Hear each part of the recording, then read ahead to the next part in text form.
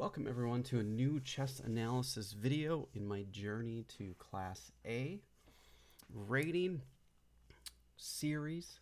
And this will be round number 2 of the Waukesha Memorial. And I believe this will be game number 15. So I'm playing a gentleman named Sean Weckerly. I had a nice game with him. Well, actually, I did not have a very nice game with him, but I had a really nice post-mortem with him afterwards, and we'll talk about that in a little bit. And right now, I'm still on my hypermodern kick for my opening. So, being that I'm playing black in this game, I've opted for playing a Pirc King's Indian Defense setup. So he starts e4, and I play 1d6, which is in the Robert Ramirez counterblow course. And I will admit this would be the first time I've actually seen this move. I haven't seen this move a whole lot in all of my practice at this time. And even online, I didn't see it all that often. So I'm playing the normal natural moves, and I'm getting what I want here out of the opening. He plays h3, keeping me out of the g4 square, preventing me from developing my bishop to any good squares. So that guy's going to sit and wait for a while. It may end up coming here, but there's not really a whole lot of good squares for the bishop at this time. You don't want to put it here because a lot of times you want to develop your knight to this square because it will end up coming back here or here. So I know it seems as though black or white might decide that they want to castle queenside. They haven't committed to either side yet, but whenever they take a chance to develop more of the queenside pieces than the kingside pieces, you have to think that they're going to. And I'm preparing for that type of inevitability. So I'm preparing with being able to play c6 and then b5, kicking the bishop back again. And he automatically did that, preventing the tempo against it playing b5. So I prepared a little bit more by playing Knight Bd7. My idea is to possibly come here, or even in some instances here, depending on what the position calls for, probably after b5 or queen a5. Now, he is absolutely preparing for queenside castling, and I want to try to prevent him from doing that. I want him to second guess it. So the idea is he's going to play queen d2 and line up on this diagonal to go after this bishop.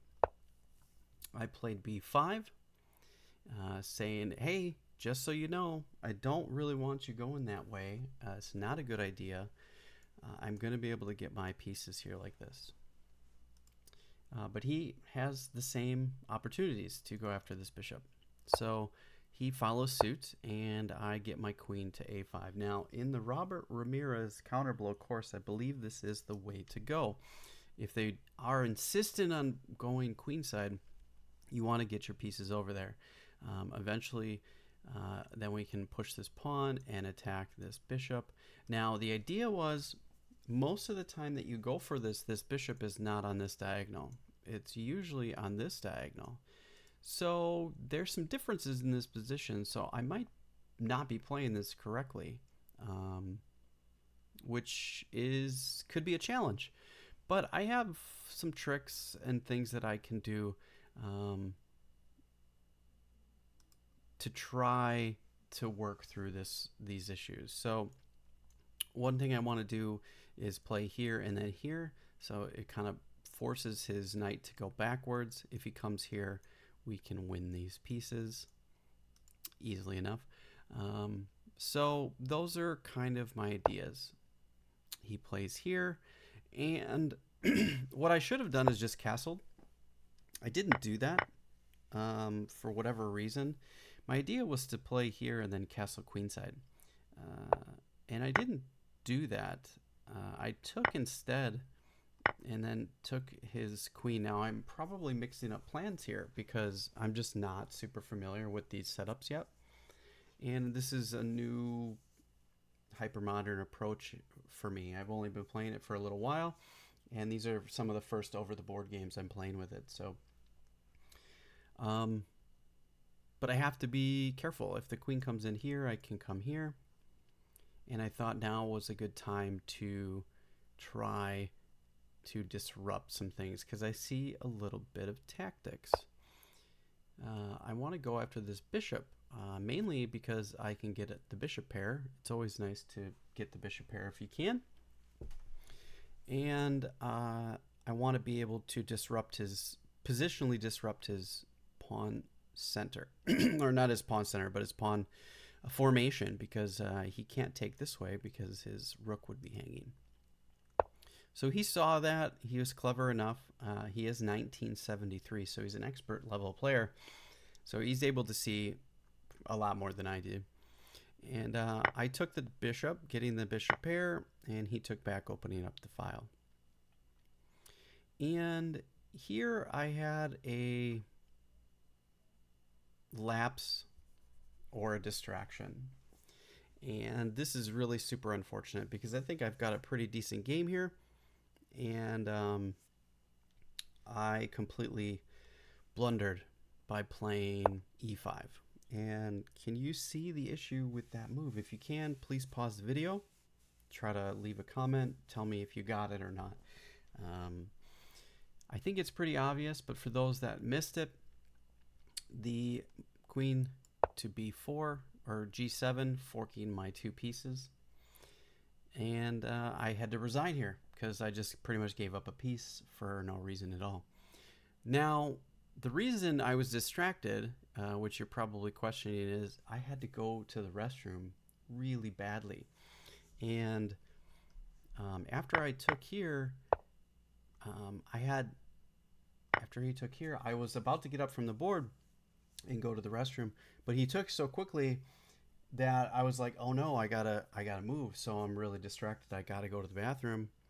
And it's not really awesome etiquette to go to the bathroom when it's your turn. And I mentioned that to him in our post-mortem, and he said, I wouldn't have cared. You should have just went to the bathroom. But like, I know that it's not really good etiquette to do that. And I probably should have anyways, just because the game is pretty much over at this point. Chances are high that I was going to really kind of lose this game anyways, because he's 300 points higher than I am. But at least I could have given him better fighting chances. And at this point, I think it's still a really, really good game. And I think it could go any way right now. It's still chances for either side because right now it's plus 0.5 to white. So it's not like he's running away with the game or anything. And I still have strong chances to be able to keep playing fighting chess. So what do you guys think about that particular situation? Would you have just got up and gone to the bathroom and dealt with it? Would you have felt the same way as me, being a little bit older and knowing some of some chess etiquette? I think I'm sure it's probably fine. I could have went. But yeah, unfortunate. I totally missed this one. But if you're going to do that and you're going to make a big mistake like that, it's better to do it against somebody 300 points higher than you than somebody 300 points lower than you. So I am pretty fortunate of that. Let me know what you guys think in the comments. Thanks for watching, everybody, and I'll catch you guys in the next episode.